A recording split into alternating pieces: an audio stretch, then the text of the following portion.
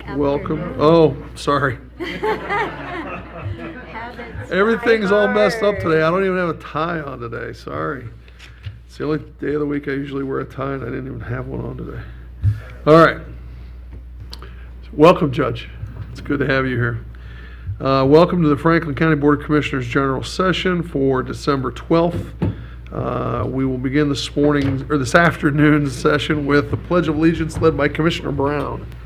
I pledge allegiance to the flag of the United States of America, and to the republic for which it stands, one nation under God, indivisible, with liberty and justice for all. All right. We need an approval of the minutes of the November 7th, 2017 general session and the minutes of the November 2nd, November 9th, and November 16th, 2017 briefing sessions. Move approval. Second. Moved and seconded voting. Commissioner Brown? Yes. Commissioner Boyce? Yes. Commissioner O'Grady? Yes. The minutes have been approved. All right. And we are to the Court of Common Pleas. Resolution number 872-17.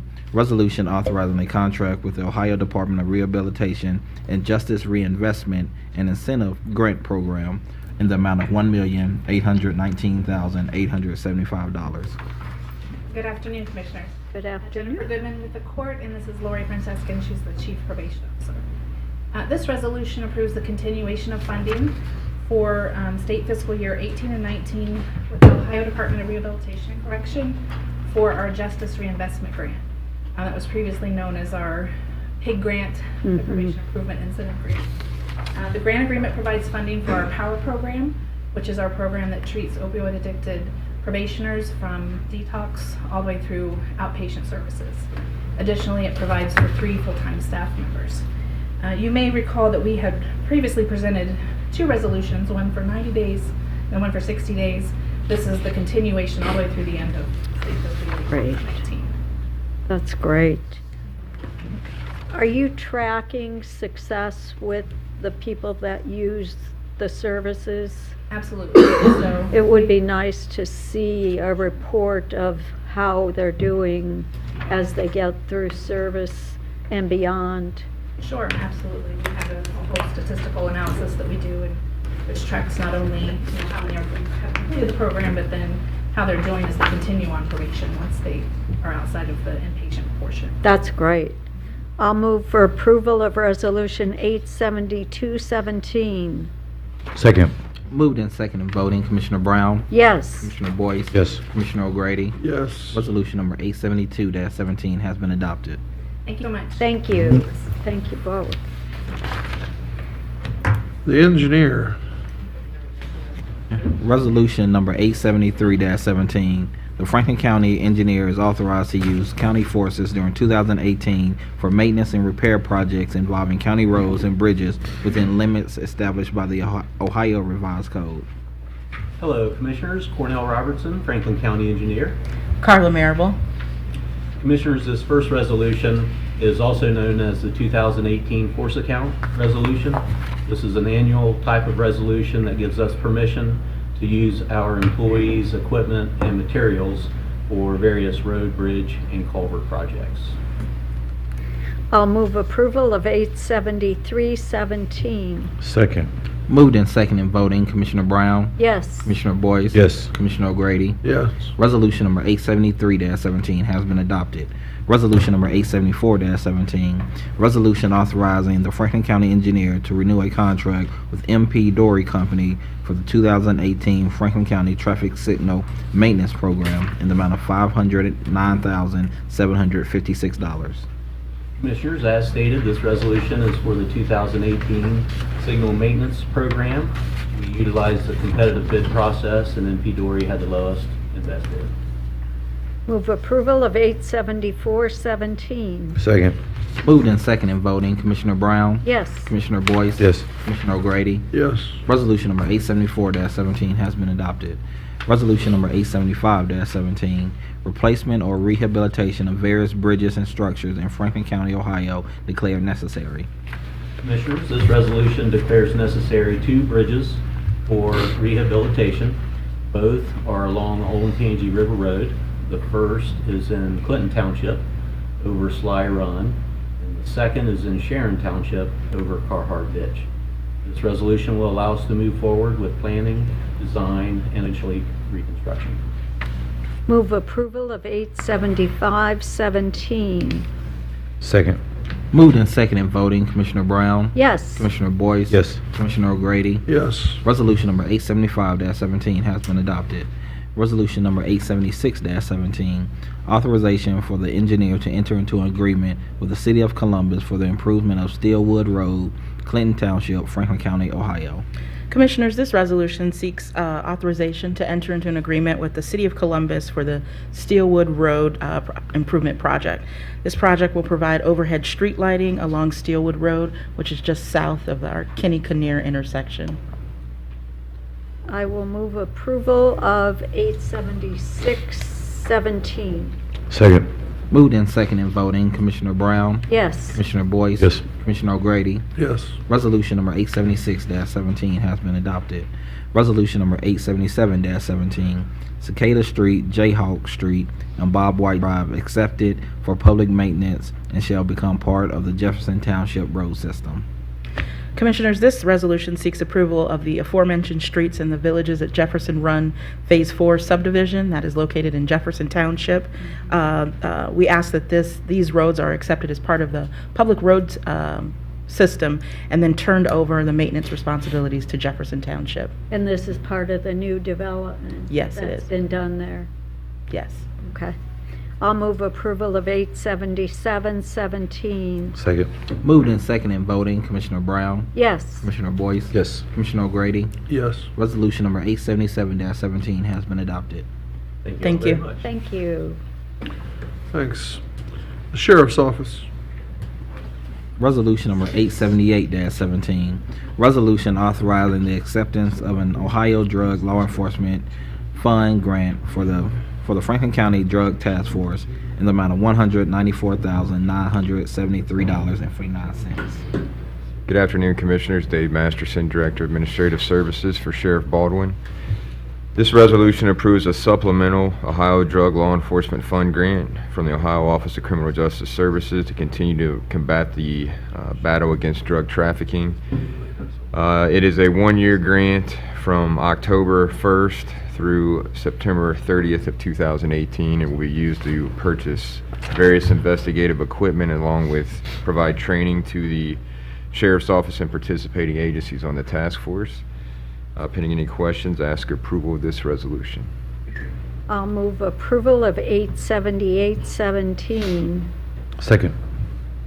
Moved and seconded voting, Commissioner Brown, Yes. Commissioner Boyce. Yes. Commissioner O'Grady. Yes. Resolution number 878-17 has been adopted. Thank you. Thanks, Dave. Next, we have the Law Library. Judge Schneider, if you want to come up as well, we'll do your resolution at the same time. Thank you. Uh-huh. I realize Angela had such talent. Well, we have a couple of public speakers, and we also have a presentation later, and so I know you have a time frame issue, and so I thought rather than making you wait till the end of the agenda, we'd go ahead and move you forward. Appreciate So, it very much. so when we're done with the Law Library, we'll do 888-17 right after that. Resolution number 879-17, resolution allowing the law library to enter into contract with LexisNexis for a selection of ebooks in the amount of $7,565.42. Good afternoon, Angela Baldry, Director of the Law Library. This is a 3-year renewal contract for a selection of ebooks for the Law Library. It's a cooperation with the statewide consortium where they pay for the platform and we just purchase the books.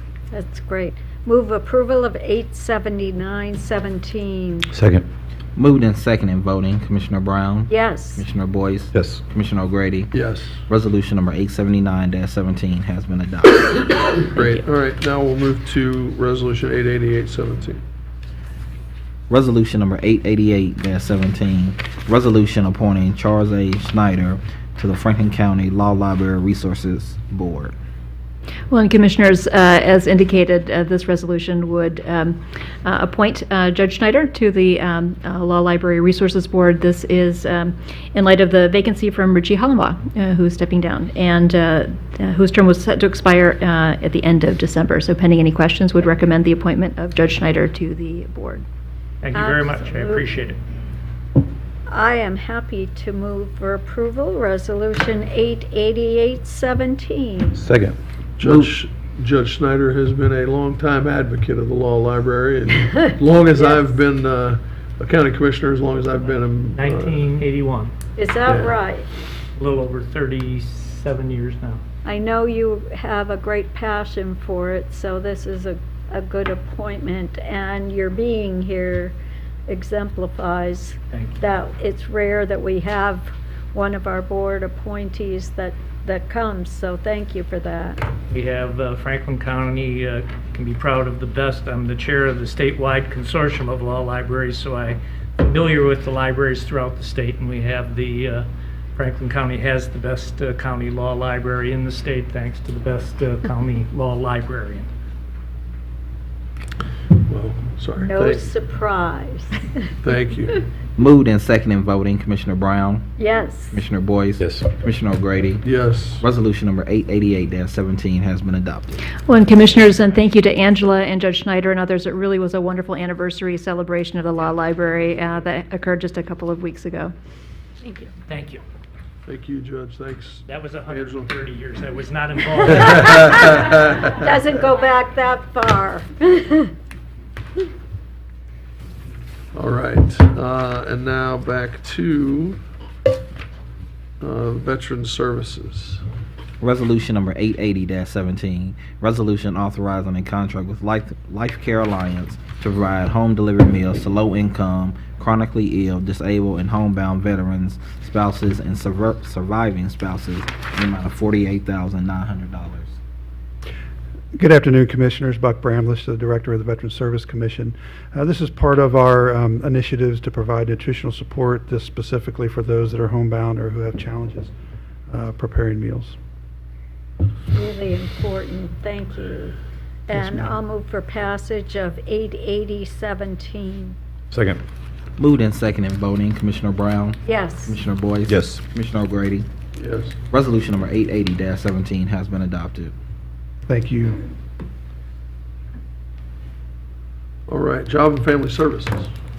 Resolution number 881-17, resolution approving a contract with Action for Children for mandatory training classes and step up to quality technical assistance and participation for family child care providers in the amount of $355,892.93. Good afternoon, Commissioners. Charles Noble, Job and Family Services.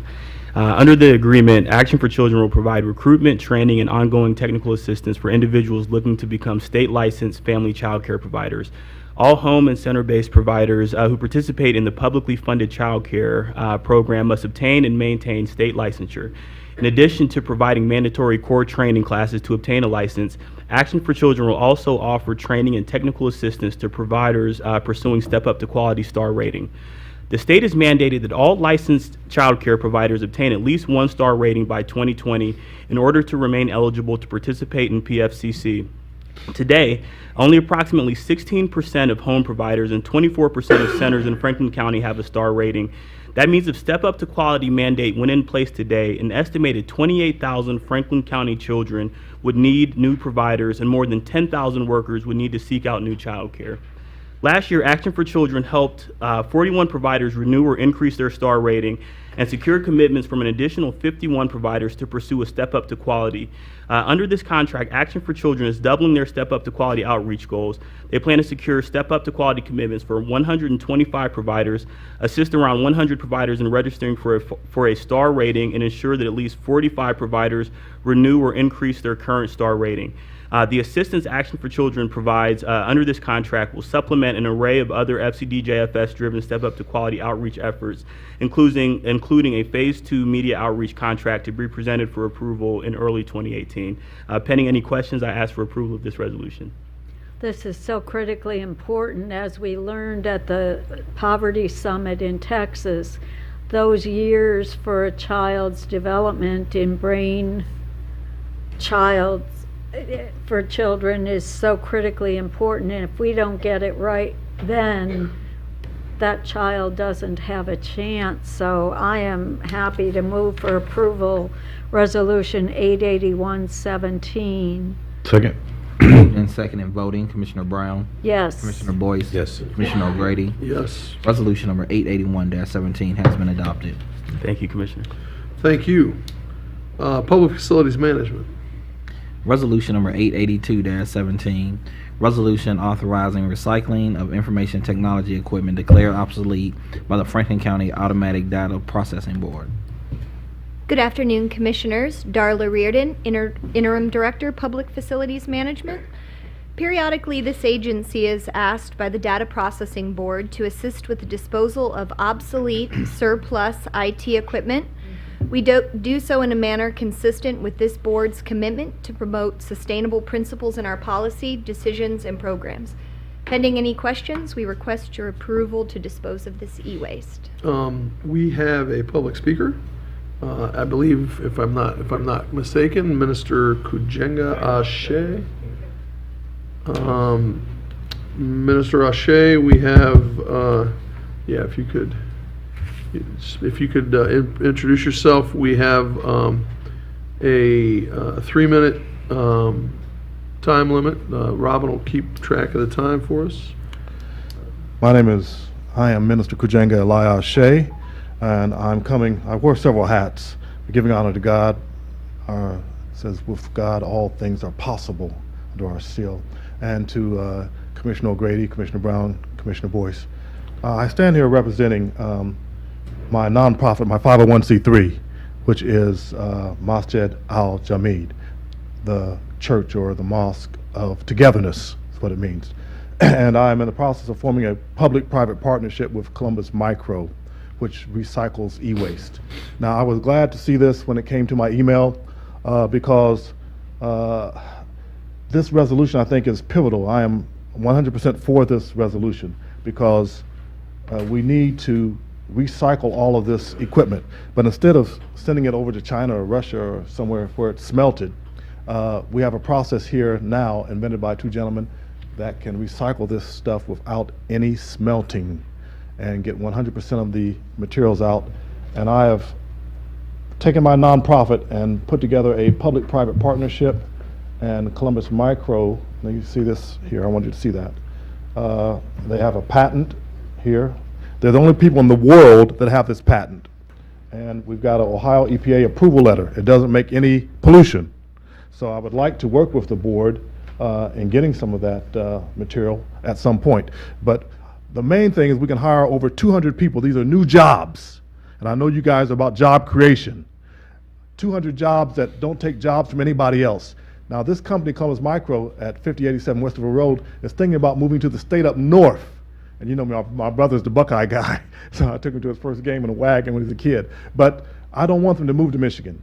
And I'm trying to keep them here in Franklin County, where we can keep the 200 new jobs. We got to get a facility, 100,000 square feet, a lot of things. I'd like to work with you on that, but I think it's pivotal because we must have this resolution passed first, because all this e-waste and things that they're going to be getting rid of, instead of sending it overseas to China or to Germany or Russia, we could use that right here and have our own children out of the high schools and colleges, our own returning citizens from the prisons, process that stuff, give them jobs, and make them productive citizens. And that's what I've been about all my life. I've loved America. Even when America didn't love me, they threw me in a prison in Michigan to stay up north for 16 years on a false charge. So, I love America, I love Columbus, my home city, and I need these jobs to stay here, and I need you to help me. But I think this resolution is crucial because if this is passed, I think this will give us an avenue to work with the county, keep the jobs here, keep Columbus Micro here, and basically that's why I'm here. Thank you so much. Any questions?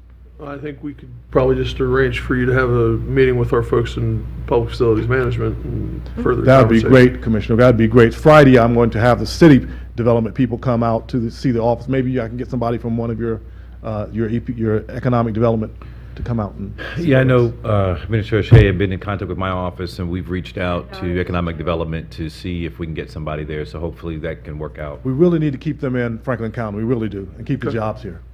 Thanks for coming down today. Thank you very much. Thank you. Great. All right.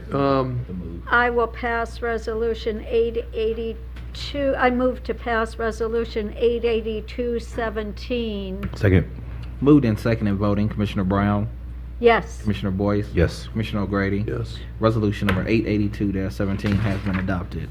Resolution number 883-17, resolution authorizing execution of a lease agreement with Franklin County Public Facilities Management related to the county's parking facilities. Commissioners, this resolution authorizes execution of a 3-year lease agreement between the Board of Commissioners and Public Facilities Management, which manages the county's parking operations, specifically the Fulton Street Garage, the Front Street Garage, and the parking lot adjacent to Memorial Hall. Pending any questions, we request your approval of this resolution. Move approval of 883-17. Second. Moved and second in voting. Commissioner Brown? Yes. Commissioner Boyce? Yes. Commissioner O'Grady? Yes. Resolution number 883-17 has been adopted. Thank you. Thank you. Human Resources. Resolution number 884-17, resolution authorizing supplemental appropriations to the self-insurance fund.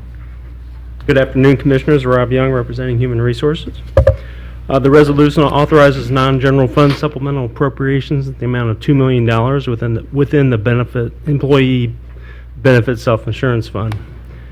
We had some overruns in our stop loss, which will be reimbursed next year, of $1.3 million, and higher than anticipated run-out cost of Fairfield County, who is no longer in the cooperative.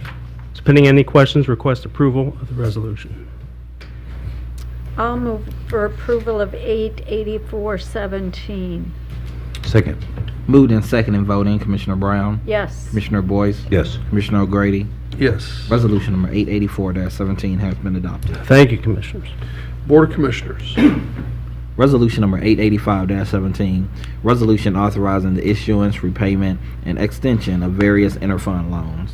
Good morning, Commissioners. Zach Tlerk with the Office of Management and Budget.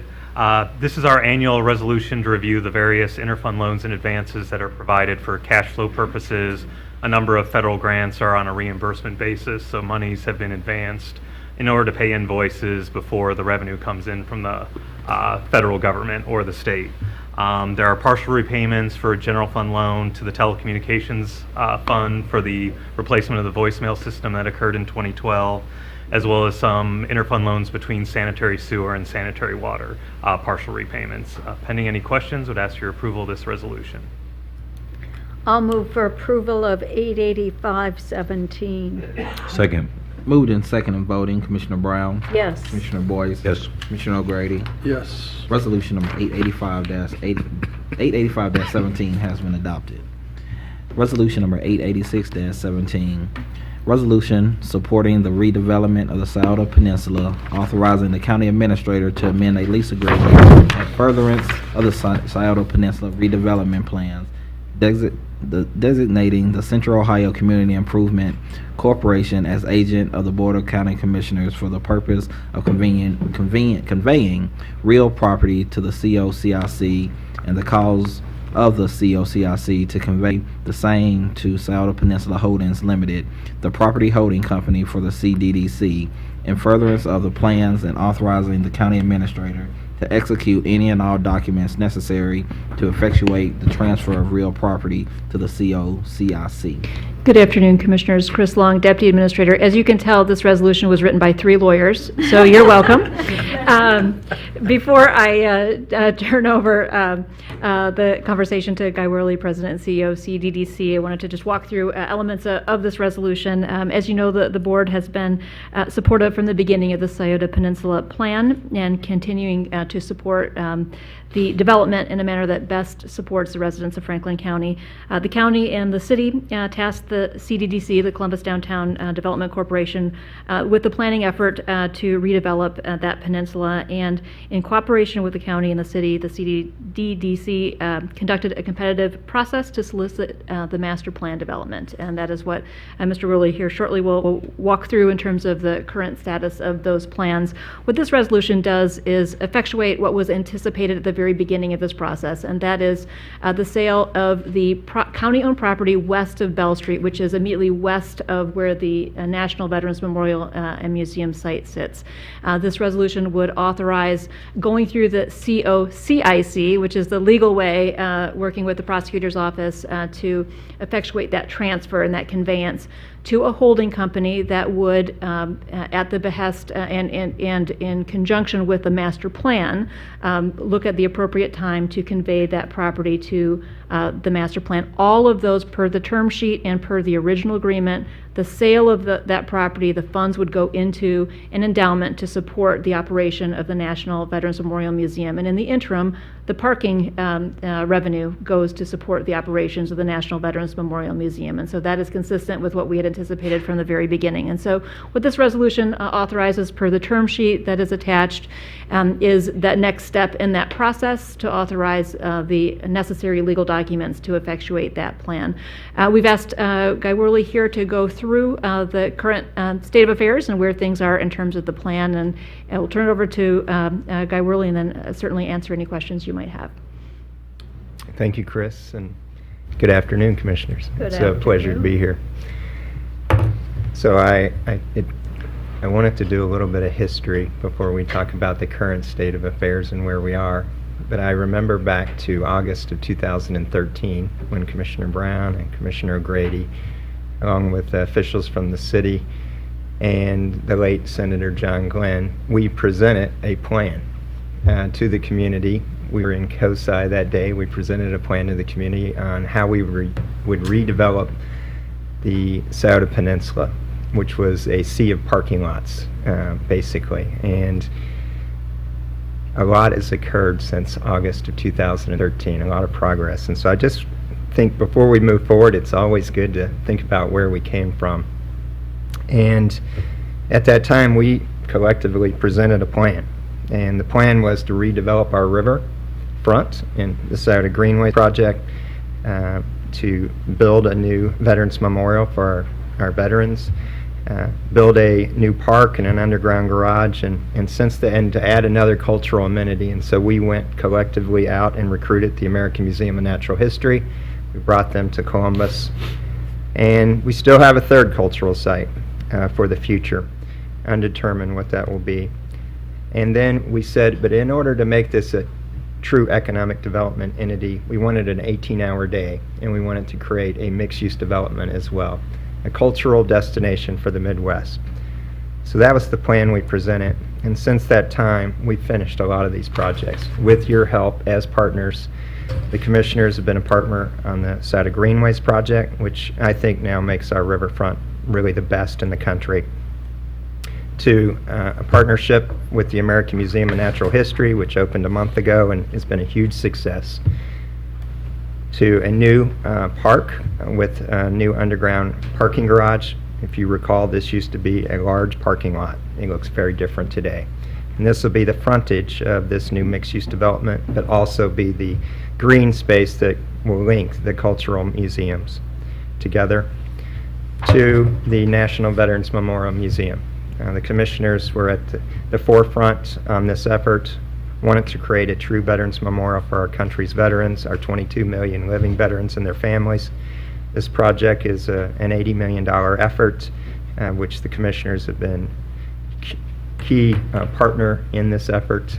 And this project will be finished next summer and open late next summer.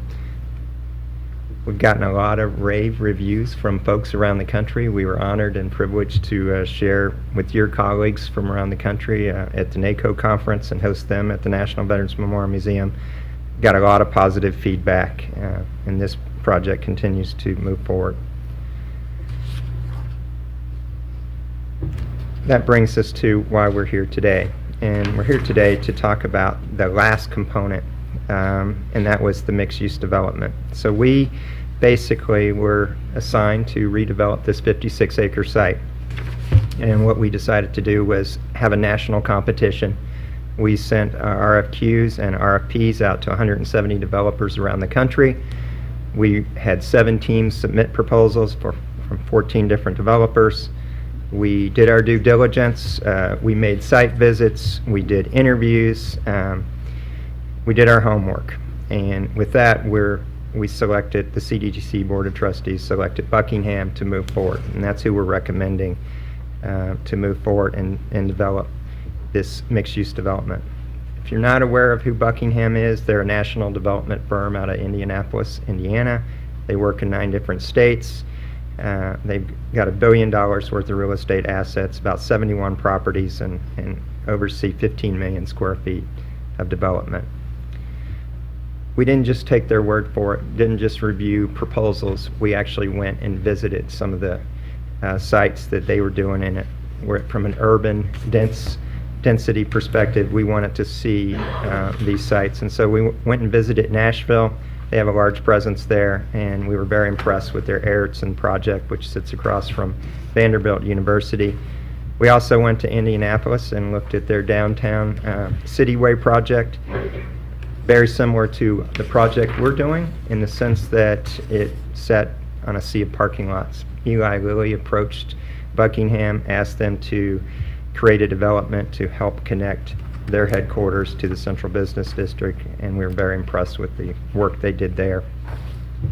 And so this is the proposed plan on what it would look like. Basically mid-rise buildings, 6 to 12 stories on the peninsula, about 3 million square feet of development, office, residential, retail. Totaling the units, about 1,700 residential units, 800,000 square feet of office, about 150,000 square feet of retail, 1 or 2 boutique hotels, adding up to 150 rooms. The land price is $29 million, of which approximately $10 million will come from the property sale north of Broad Street, which the county owns. And as Chris mentioned, the proceeds from that sale will go to the endowment of the National Veterans Memorial Museum. And that is really an overview of where we've been and where we're going. This project will probably take about 10 years to fully develop and build out, starting next fall. Appreciate your consideration and support of this resolution. What you're basically saying is 10 years from now, it won't look the same. It won't look look very the same. different. It won't look the same. It'll be nice. Right. I've seen some of Buckingham's work, and I know their work is very high quality. This looks to be very well thought through. Yeah, this looks like something that will work. Any questions? Yeah, just throw out, I mean, Mr. Worrell, if you could just talk about, I know you touched on it a little bit, but if you could draw maybe the comparison of what economically we were generating before we tore down Vets Memorial and the sea of parking lots versus what you're projecting, you know, once we complete this development out in 10 years, and I know that a lot of that's retail, so there's a lot of sales tax implications there, but is there a sort of basic sort of, here's what the economics on it were before, and here's what they'll be after we finish the investment here? Sure. We haven't done a study on that, so to speak, because we've just gotten to this point on the mixed-use development. That would be something that we should do. Mm-hmm. That being said, I don't want to speak for your colleagues, but when we were asked to look at a site at the old Veterans Memorial site, it was a negative in the sense that it was very costly from a capital perspective to maintain. That being said, we were asked to look at an amenity that would attract visitors to our city. And this being the National Veterans Memorial Museum will be that iconic building, not only for veterans, but for veterans' families. We want to honor our veterans, but also educate our young folks. So we believe folks will come from all over the country to stay and visit, to visit our city. Bed tax will benefit from that. Folks will spend their dollars here. But if we only built the cultural amenities, that would only be one piece of the pie. We really want to create an 18-hour day. And we want folks to live there, to work there, and to spend their dollars there, and from a food and beverage, the retail component. So that retail, 150,000 square feet, are really, it's food and beverage. It's not going to be a shopping destination, if you will. It'll be a place that folks will come and enjoy activities in the evening and on weekends. So, as you know, cultural amenities, they're very important to our community. We need to compete with other communities from around the country, but we also, they do close at 5 or 6 o'clock. So having the retail component, which basically will provide that sales tax, create those jobs, is important. But retail doesn't come on its own. Retail follows rooftops. And so we think this is a well thought out plan. Creating 1,700 residential units on the peninsula will help create more opportunities, not just on that peninsula, which was basically creating nothing because it was a sea of parking lots. There was no real economic development occurring. Having the residential there will help. Retail follows rooftops, will help create that 150,000 square feet of retail. And the museums will help draw those folks to the peninsula to go to those restaurants. So in addition to the development occurring on the peninsula, it will also, we believe, significantly help the redevelopment of East Franklinton, which is already growing organically, but this will certainly give a major shot in the arm to assist in the development of Franklinton. Yeah, I like the way you illustrated it. I mean, I really wanted those who might be listening or watching or in the audience to really understand the economic element of this. I mean, it seems like bricks and mortar in a changing, from an illustration standpoint, of a community, but it's much deeper than that. And, you know, I don't want to spend too much time on this, but we were talking earlier about this today. Just go back 10 years ago look at downtown Columbus. Look at Columbus Commons and what that was 10 years ago, or all along Front Street, or all along even High Street. And even 10 years ago, it was a much different look. But more importantly, embedded in that is a real economic growth for Central Ohio, and that's what we're really talking about here. And I love the role that Franklin County is playing in these projects, because historically that the county has been limited in its ability and role, but now the county has really had, over the last several years, a really great investment impact in some of these economic development projects, and we're going to continue to do that. But this is an example of being strategic about the access to the resources that we have as a catalyst, and I think it's just a prime example of what happens when the city, the county, and the private sector work together to do something. This is big, and it's important, and it has a very big implication economically, so great work. Well, thank you. And to echo what you just said, the entire River South District, if you go back and you really think about it, the City Center Mall was an empty, 1.2 million square foot empty mall. The commissioners basically made an investment from an economic development point of view of $5 million. Columbus Commons then emerged, that green space emerged, and now $400 million worth of new development has occurred between Columbus Commons and the Sodom Mile.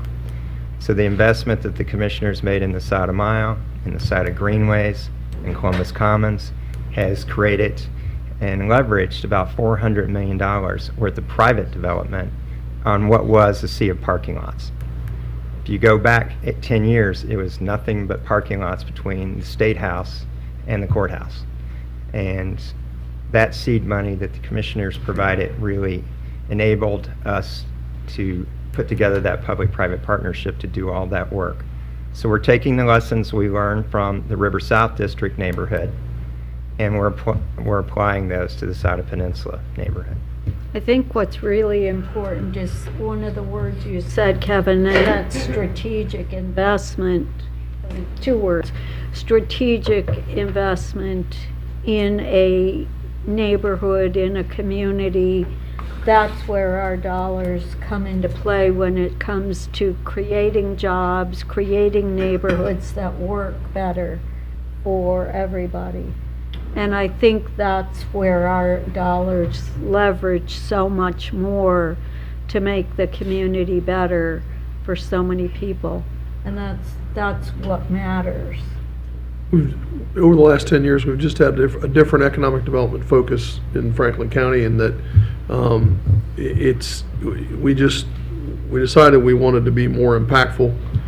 We wanted to be partners. We wanted to make sure that we were making a difference, and that we were bringing projects forward that were going to make an impact. And so, we're trying to help, do projects that are helping to create a community that is, that's driving jobs, that's driving the economy, helping to drive the economy. Otherwise, why would we do it? Otherwise, because at the end of the day, we're a social service provider, and we're trying to provide for the folks in this community. And so, if we can't provide them jobs, then that's what we're trying to do here. That's what we're trying to help those that are the most in need. And so, a job's the best way to be able to do that. This particular project, we were there in 2013. At COSI, but Guy and I had this conversation in a coffee shop in Grandview before that in 2009, when to sit down and because Don Brown and Jim Goodenow showed me the CIP and that said we couldn't afford to continue to fund Vets Memorial because it was too expensive for us to continue to maintain Vets Memorial, because we weren't generating any dollars there, because we continued to see the numbers, the budget numbers that was, we weren't making any money at Vets Memorial. It was constant. We were constantly having to reinvest money into Vets Memorial because we were losing money there every year. And when you look at the money that we weren't generating, we were losing money at Vets Memorial, and then PFM was coming to us and saying this is how much it's going to cost us over the course of time to invest money back into to maintain the building. It didn't make any sense. And then we'd heard all these rumors about what could be on this site, and there were these thoughts and these ideas out there. I said to Guy, show me the thoughts and the ideas. I want to hear about that. And so the visionaries that Guy knew, the people on his board that had these thoughts and ideas, I said I want to hear those.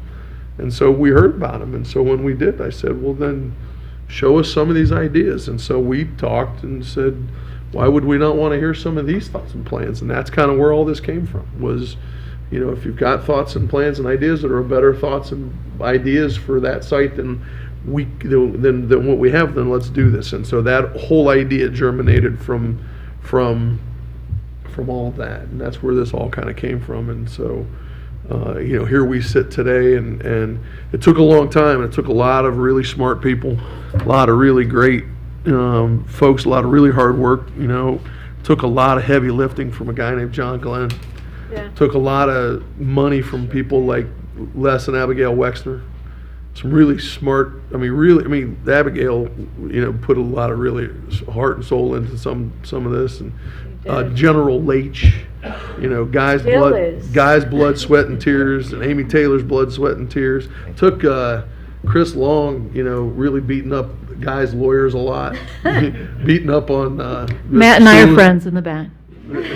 Beating up on Mr. Soulis over there a lot, and Mr. Soulis beating up on Chris a lot. And it took a lot of people, a lot of hours, a lot of time, and Guy's folks, and Guy had to listen to me a whole bunch talking about the Tuskegee Airmen and Congress. And we had to have public meetings, and we had to listen to a lot of people. A lot of vets tell us that they didn't like our ideas, and and I think they're all happy now. I think they're all going to be very, very happy when they see the building. But so there's been a lot going on over the years, but and now Congress has been very supportive, and so we've come a long way. Thanks to a lot of great people, not the least of which start with the Wexners. Great. Well, thank you for your leadership as well. It's been a great partnership. I will move for approval of Resolution 88617. Second. Moved and second in voting, Commissioner Brown, Yes. Commissioner Boyce, Yes. Commissioner O'Grady. Yes. Resolution number 886-17 has been adopted. So thanks. Thanks for your vote, but also thanks for recognizing all the hard work. Thank you, Commissioners. Thanks, Guy. Resolution number 887-17, resolution authorizing the data sharing and confidentiality agreement between the Ohio Department of Job and Family Services and Local Area 11 for the Workforce Development Board of Central Get that Ohio. done. Commissioners, Chris Long, Deputy Administrator. This resolution is the annual data sharing and confidentiality agreement between JFS and Local Area 11 for the Workforce Development Board. The Workforce Innovation and Opportunity Act, WIOA, seeks to align and continuously improve workforce, education, and economic development systems to effectively address employment and skill needs of workers, job seekers, and employers.